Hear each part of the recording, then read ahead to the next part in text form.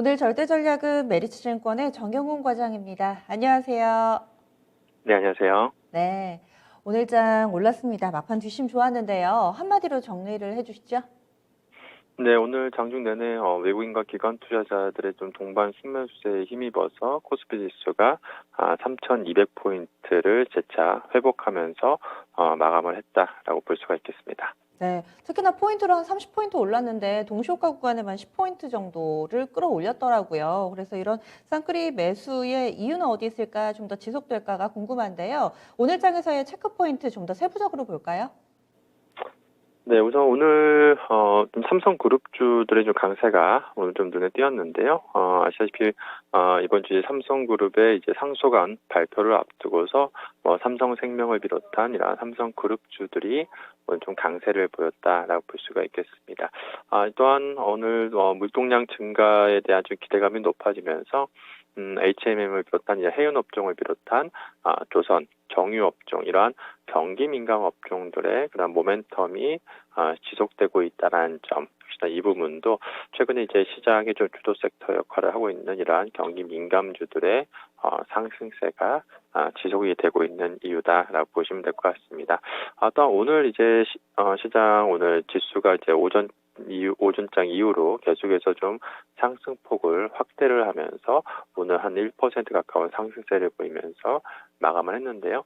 아무래도 이제 정부에서 이제 코로나 백신 접종 가속화 방안을 좀 발표한 이후에 좀 상승폭이 확대가 되는 모습을 좀 보였다는 점에서 일단 주말 동안의 확진자 수가 좀 감소를 했습니다만 과연 이제 이번 주에 확진자 수 증가 여부도 계속해서 좀 체크를 해봐야 되지 않을까 그렇게 보고 있습니다. 또한 이제 국내 주식뿐만이 아니라 오늘 이제 아시아 증시가 금융, 철강 업종 이러한 경기 민감주 중심으로 강세를 주도했다는 점, 역시나 이 부분도 오늘 국내 증시가 이런 경기 민감 업종에 그러한 상승이 좀 나타나는 주요한 좀 이유였다라고 보시면 될 것 같습니다. 아시아 증시 전체적으로 경기 민감주들이 좋았군요. 그러면은 한 주의 주요 증시 일정들 어떤 것 보고 계세요? 네, 우선 이번 주 오늘 이제 월요일에는 이제 한국 경영자 총회가 있는데요. ESG 이제 경영위원회가 발족이 예정되어 있습니다. 국내 10대 그룹 경영진이 각사의 ESG 관련해서 개괄적인 전략을 공유할 것으로 지금 기대가 되고 있는데요. 이와 관련해서 역시나 ESG 관련한 그러한 이슈가 좀 주식시장에서도 불거질 것으로 보여지고 있고 관련해서 지주사 관련주들 같은 경우에도 체크를 해보면 좋지 않을까 싶습니다. 그리고 화요일에는 이제 한국의 이제 1분기 실직 GDP 잠정치 발표가 예정되어 있는 상황인데요.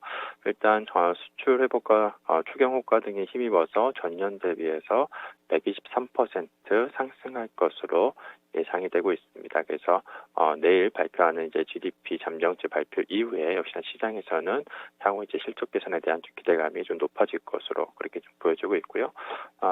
이번 주 수요일 같은 경우에는 미국에서 이제 바이든 미국 대통령의 의회 연설이 예정되어 있습니다.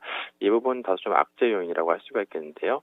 그동안에 최근에 이제 시장에서 좀 이슈로 제기가 되고 있는 자본소득세 인상을 비롯한 이런 구체적인 증세안이 나올 예정이기 때문에 이 부분도 좀 수요일에 좀 체크를 해봐야 되지 않을까 그렇게 보고 있습니다.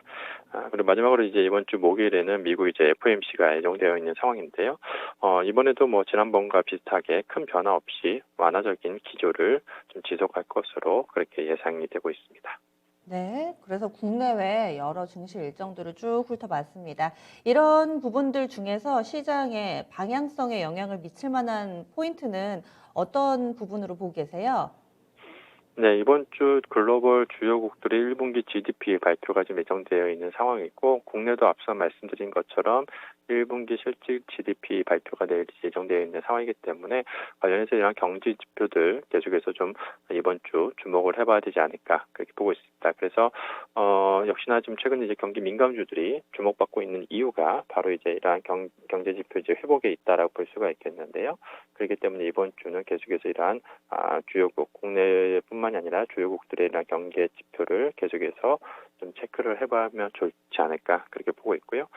그리고 또 이번 주에 또 이제 테슬라의 실적 발표가 좀 예정되어 있습니다. 아시다시피 어떻게 보면 테슬라의 실적 발표는 좀 상징적인 그러한 부분이기 때문에 국내 이자전지 관련주들에도 영향이 좀 크게 좀 미칠 것으로 보여지고 있고요. 이번에 이제 미국 지금 본격적으로 미국도 이제 1분기 어닝 시즌인데 최근에 이제 미국 기업들 대부분의 이제 실적이 좀 개선세를 보이고 있는데 과연 이제 테슬라의 실적이 얼마만큼 미증시에 좀 또 상승에 좀 기여를 할지 이 부분도 좀 주목을 해봐야 될 것 같습니다. 또한 이번 주 좀 분기점이 될 수 있는 부분이 앞서 말씀드린 대로 이제 바이든 미국 대통령이 의회 연설 를 좀 기점으로 해서 재차 좀 시장에서는 이러한 또 증세 이슈에 대한 부분을 좀 민감하게 좀 작용할 것으로 보여지고 있는 상황인데요.